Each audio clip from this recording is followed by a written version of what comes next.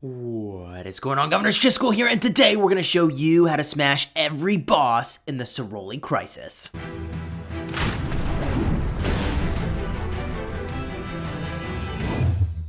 Hello my friends, welcome back. Last night we stayed up super late smashing every single boss in the Ceroli Crisis, and today we're going to teach you how you can smash those bosses too. If you like Rise of Kingdoms videos where we help you beat endgame content, then you should like and subscribe. We hit that new content the second it goes live, and we are a sponsored creator, so consider subscribing. Let's get into the detailed rundown of how you beat each of these three bosses. Also, I just realized I tried to point and I cut off my own hand. Where does wrist go? Anyways, we're going to teach you how to beat these three bosses. We had a lot of fun doing this. If you want to see the live stream where we figure out these encounters, a few times we get wrecked, a few times we figure it out. I'll put a card up in the top. And, anytime there's new content, be on the lookout for when stuff's coming out. So let's start with the boss that's closest to my hand over here. This was by far my favorite boss, and let's explain how she works. Step 1, game crashes. Step 2, ... Step 3, profit. My strong recommendation when you tackle any of these bosses is that you first read their skills, maybe once or twice even. Those are listed off to the side over here. You can see I can tap on these and it gives you a rundown. I'm going to give you the quick overview rather than reading these in full. And that's also in part because I just don't want to miss any of the details as I describe to you how to conquer these bosses. Now this boss has 2 stances, and when she's on the battlefield, you're going to see those over her head, and it's going to be really clear to see the spear stance, which she starts in, and then the club stance. In that first stance, she is going to do a 90-degree arc. That's 1/4 of a pie, 1/4 of a circle, in the direction that she is facing.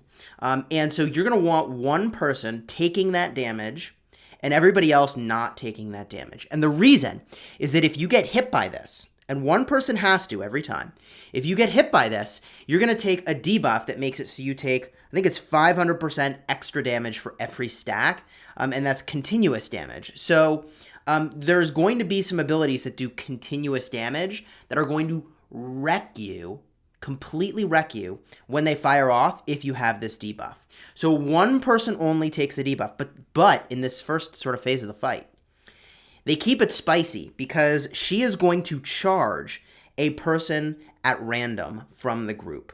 One of the people in the group is going to have an arrow showing up over their head. It's going to be like boop, boop, boop, right over their head. You can't miss it, except I did to the sides, but it's actually straight down. Anyways, you're going to see those arrows. That person needs to run. Just run away from the boss and don't stop until the boss stops chasing. So she's going to give you time to run away. Then she's going to start chasing you. And then she's going to give up after 7 seconds and go back to battling the people that were there. So my recommendation to you is to run. If you don't get away, you're going to get hit with debuffs. She does a bunch of damage. It's easy, people. Just run.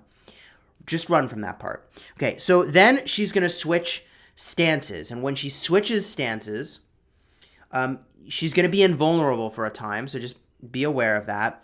And she's going to do that continuous area damage we were describing earlier to all enemies in a forward-facing fan-shaped area for 3 seconds. Now, this effect is half of a circle.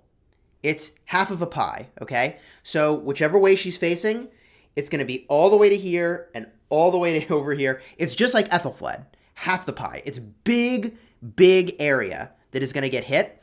And what we found is that if you had the stacks from phase 1, baby, you are getting wrecked. You're dead. You're just dead. You get hit, you're dead. Okay? T5, we were T5, 50% expansions. You're dead. You're done. Okay? So you can't get hit. So the name of the game for this fight is just don't get hit when you're not supposed to get hit. Easy, right? Totally easy. So you see we messed it up in the video we did yesterday. So what you need to do to beat this boss is whoever is tanking in the first phase of the fight should be the only one with the debuff. So what they do in phase 2 when the stance switches is they just run away. They run away, the boss will go hit somebody else, and you don't even have to think about it. Now, there's a chance that person, if they come back and start hitting the boss again, that they have the most aggro. Aggro means like the attention of the boss, the willingness of the boss to fight you instead of somebody else. They're going to have more aggro, and so my fear is that if you come right back in after a couple seconds, the boss is going to turn, pop their skill on you, and you're dead. So unless you're really hurting for DPS, what we did is we just have the tank step away, and that's it. Rest of the group fights it, or you try to have only one person getting hit by that 180-degree half a circle arc of damage, and then you're good to go. She's going to switch back and forth between her forms every 60 seconds, and she does have an enrage timer, by the way. You have a limited amount of time to beat this, 300 seconds, so it's like 5 minutes to beat this fight before you're basically just dead. So to sort of summarize, Phase 1, you have one person who's taking the damage and getting the debuff. When she drops an arrow on somebody's head, you run away. Then they come back and fight after, and only after she stops chasing that person. She's going to switch to the next phase, and whoever was taking damage in Phase 1 needs to run away so that they don't get wrecked by her continuous damage. And then once their debuff falls off, they can go back in and join back into the fight, and it's all 4 of you hitting her again. This fight was tremendously fun. I enjoy this one the most. My recommendation for marches is going to be using Khan and I think we used Takeda. We didn't need AoE, we felt, in this particular fight. There aren't any adds in this fight, so you can use your single target damage commanders. My recommendation would be commanders like Khan, Cao Cao, Minamoto. You want the march speed, you want high damage, because this is ultimately going to be a damage race. We used a 5% damage token, a 10% rune that we found on the map, and that was sufficient along with a 50% army expansion. If you're doing the hardest difficulty, you should expect to have to use that 50% expansion. It is conceivable you could do it with a 25, but it feels pretty unlikely to me. The next boss is, in my opinion, still, I think, more fun than Ceroli. This is Ceroli over here. This boss does have adds and has some interesting twists. Let's read the skills and explain the flow of the fight, and then summarize at the end like we just did for the other boss. So, Blade of Rhyme. While in normal form, you deal rage, you expend rage to deal damage in a forward-facing fan-shaped area. So she does a small fan. This is the 90% fan rather than the 180. My recommendation for you for this boss is to have people in the 4 cardinal directions. You got north, south, east, and west. One person on each point. That way, you don't get hit with multiple people by this thing at the same time. She is going to put a red circle randomly underneath people during this fight. If you see a red circle underneath you, you just get out of the circle. We tanked the damage sometimes, and it was fine. But if you just walk away from the circle, it's going to fill up. You'll see the animation of the circle filling up with another sort of inner red circle that's going to expand. When that expands to the full size, it's going to pop, and people are going to take damage if they're underneath it. Just walk away from it, and you're fine. The only person who maybe shouldn't move is the person who's tanking, because then the boss is going to move around. And when I say tanking, you don't need a tank in these fights in a conventional sense. That's just the person who is taking the primary normal attack damage from the boss, okay? So, she has the little fan thing. People are going to get hit. You can't do anything about it. Just stand north, south, east, west, okay? So that only one person gets hit at a time. When there's a circle underneath you, you move away, and then it's going to blow up, and you avoid getting hit by that. She is going to also be switching forms. And she's basically going to have, in the first phase, the one where she's doing lots of damage. And in the second phase, she basically becomes invulnerable and lets adds come in to fight you to beat you. So when she's invulnerable in the second phase, the thing that you need to do is sort of spread out and battle the little armies that come to fight you. And honestly, they were really easy to beat. We did use Khan Isong for this battle because, well, some of us did. We'll explain this in just a second. We did primarily use Khan Isong. That works fine. The DPS is good. That would be my recommendation. That way you can deal with all the ads. You don't even necessarily need the Isong, though, because if you're high enough DPS, they're not even going to stack up on you. The thing I'll caution you against is potentially stacking up when all the ads are coming in during this phase, because they do an area of effect attack, and so if you all stack up, you're all going to get hit by every single one of them, which seems less than amazing. So we spread out across the map, and a part of the reason that you need to spread out, and there's some debuffs that she does over here, or the ads do, when this freezing phase ends, she is going to explode. Okay, and it is a huge area. The majority of the map is going to explode. So you need to be all the way on the edges to avoid getting hit by this. You'll see the huge circle on the ground. Just be far away. You can avoid being hit, okay? And as soon as she goes into this invulnerable phase, you should just get away from her. Get far away from her. There's literally zero reason to be near her and risk getting hit by this. So you run away and you battle the ads. She's going to switch back. Then you charge at her again. Only after she's done this huge animation. You cannot miss her huge explosion animation. That's like, whoosh, whoosh, whoosh. It's like waves of ice. Can't miss it. Oh, that sound effect again you're looking for? Whoosh, whoosh, whoosh. We got your back. So you move away from that. You're good to go. And you just rinse and repeat. And you go through this a couple times. And you're going to have 10 full minutes before she enrages. 10 full minutes before she basically kills you because her damage boost goes through the roof. This was my second favorite fight. It was definitely a lot of fun. And what I did think was interesting about this fight was that the troops led and summoned by Frida deal decreased damage to infantry. And so we were running around with infantry and thought maybe that's the jam, maybe that's the play. But we did not think that infantry were that much better. And we actually thought that the cavalry damage was so much better than the reduced damage taken to infantry.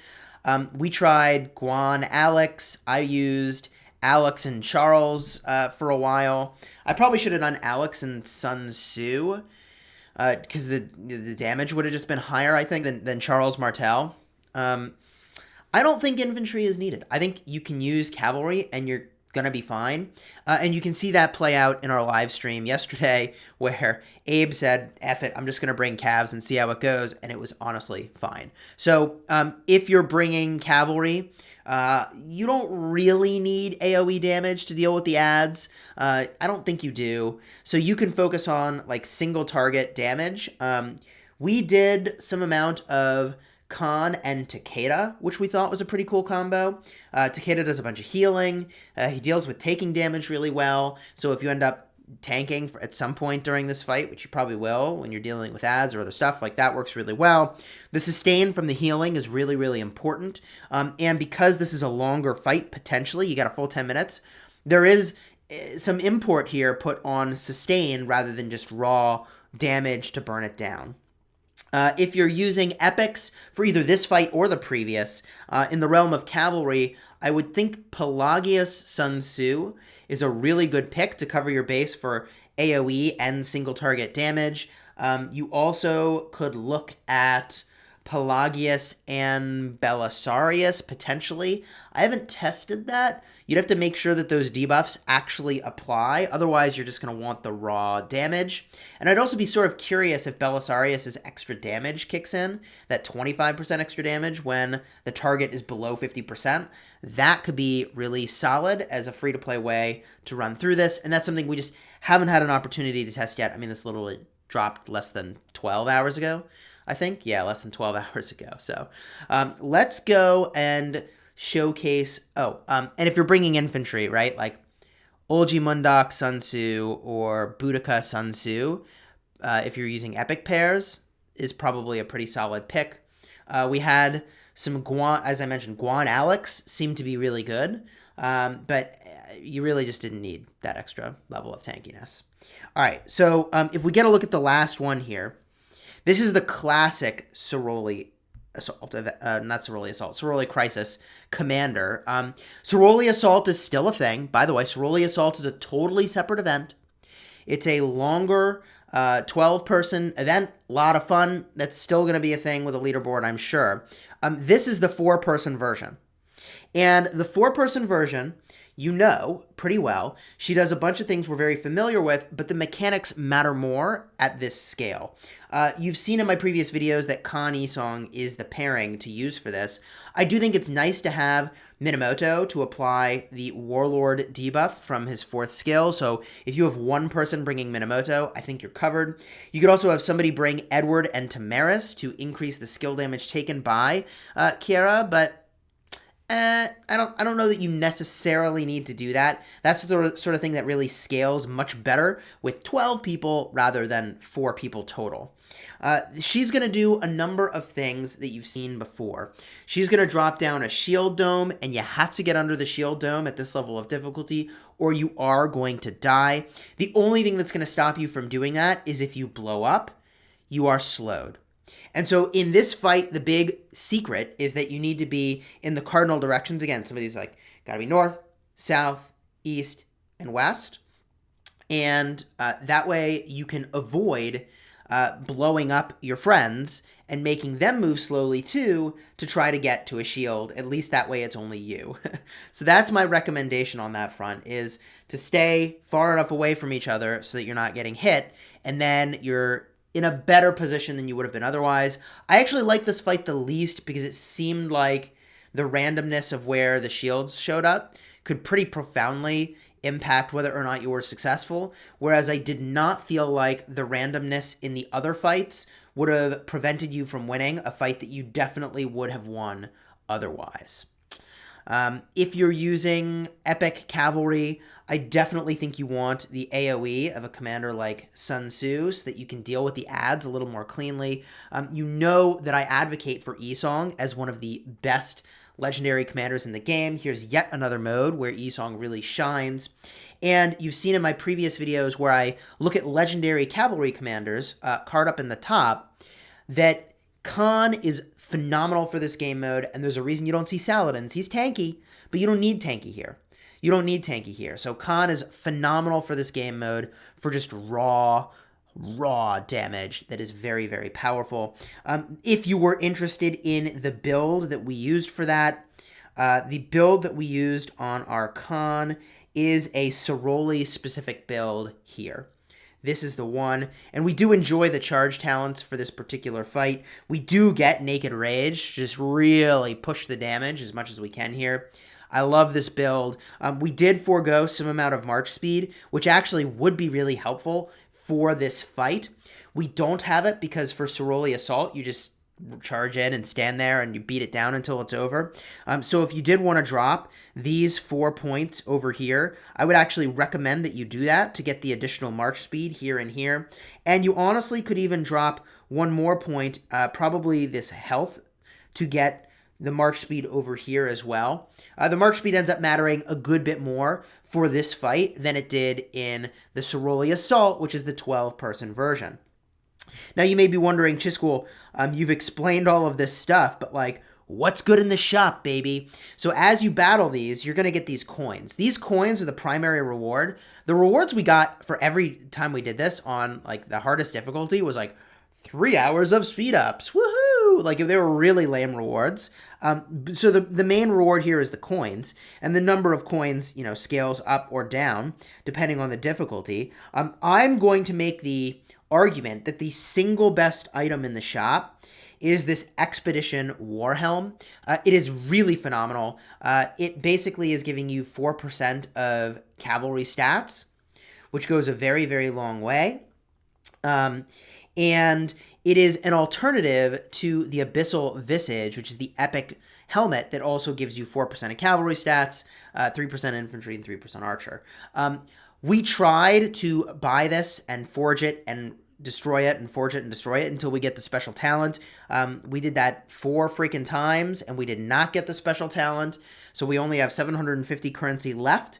I'll call attention to the fact that, hey, guess what? The Vanguard Greaves and the Vanguard Halberd now are available for purchase over here. This means that you can craft and destroy those as much as you see fit, and presumably you can get another copy over here when you're ready to go on that journey again and make another special talent piece of equipment here. So that's really exciting. There are some emojis you can get. My assumption is that these emojis will come back. My assumption is that these emojis will come back, but I don't know that that's true. And I'm saying that really of everything in this shop. I think that this currency is static. I don't think this currency goes away every time that this event comes back, because I cannot fathom the developers wanting to create a new avatar frame and a new name plaque and a new city decoration every time this event comes around. There also are teleports. There's action point potions, and a lot of good stuff that you can get from this, which is pretty exciting. But my priority really was on this war helmet. And check out the live stream yesterday if you want to see us get wrecked as we try to craft stuff. Spoiler alert. Spoiler alert. So I'm going to leave you with a few other optimizations for this event before we part ways. And, as you're doing this, if you want a little bit more edge, one thing you can do is scout to get a 3% War Frenzy buff. It increases your attack by 3%. For a little bit of gold, that seems like a reasonable thing to do. Just make sure you don't, anger or upset the person you're scouting, because they could be really confused while you're doing that. We didn't even bother to do that, or at least I forgot to, as we were doing the bosses yesterday, so we didn't even need to go to that extreme. You also can go into your commander tab, and you can update who is in each of these positions. I think that they qualify as barbarians, but they might just qualify as neutral units. So I don't have a definitive answer for you as to whether or not Ranger over here would actually work to give you 5% extra damage. I actually think it probably does not. I don't think they would qualify as barbarians. Someone who's done more investigation, if you could leave a comment down below, are they a barbarian or a neutral unit? Let us know. That's one other thing that you could do to just squeeze a little bit more out of those commanders, and obviously swap your gear around to whomever is your primary for those battles. That'll set you up for success. Overall, this was a lot of fun. I never did the matchmaking to pair with randoms. I feel like that is unlikely to be successful, especially at the higher tiers of difficulty. It's going to take a very long time before people have enough understanding of how to do these fights that you could do random people and have that be successful. We did it on voice, which was very, very helpful. I do feel... And I should talk about these reward chances. Governors can defeat generals to earn corresponding rewards. You can defeat each general 3 times. And you can fight them any number of times. And let's see here. Governors who deal less than 1% damage will not be eligible for a reward. And the more damage dealt to a general, the better the odds of receiving even more extra rewards. Interesting. I don't know that we observe that necessarily, but now that I see that this is here, it would be interesting to go watch the live stream and see if the people who did extra damage got better rewards. Honestly, everybody just got a 3-hour speed up. That was it. The only thing we really don't know is whether or not the reward chances are going to reset at reset. I really hope they do. That would be freaking amazing if these reward chances reset at the end of every day for the next 3.5 days. I guess 4 days total.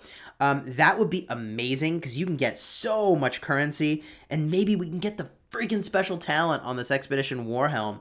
Gosh darn it. But if that really works that way, which I think, given the amount of stuff they have in here, I am kind of inclined to believe, especially at a really pricey 500 a gold key, I am inclined to believe that these will reset every single day, and yeah, I guess I'm going to be using a 50% army expansion every single day. Well played. Well played, Lilith. Well played. If you enjoyed this video or learned anything new about how to battle these bosses, then please consider dropping a like on the video. It costs you nothing and is your way of giving me a virtual high five. Yeah! And subscribe so that every single day you can get our newest video, and we do post at least once a day. Until next time, my friends, you have fun. smashing the Ceroli Crisis. You like that alternate ending? We'll mix it up there. Little, change up. All right, you have fun. Smashing the kingdom.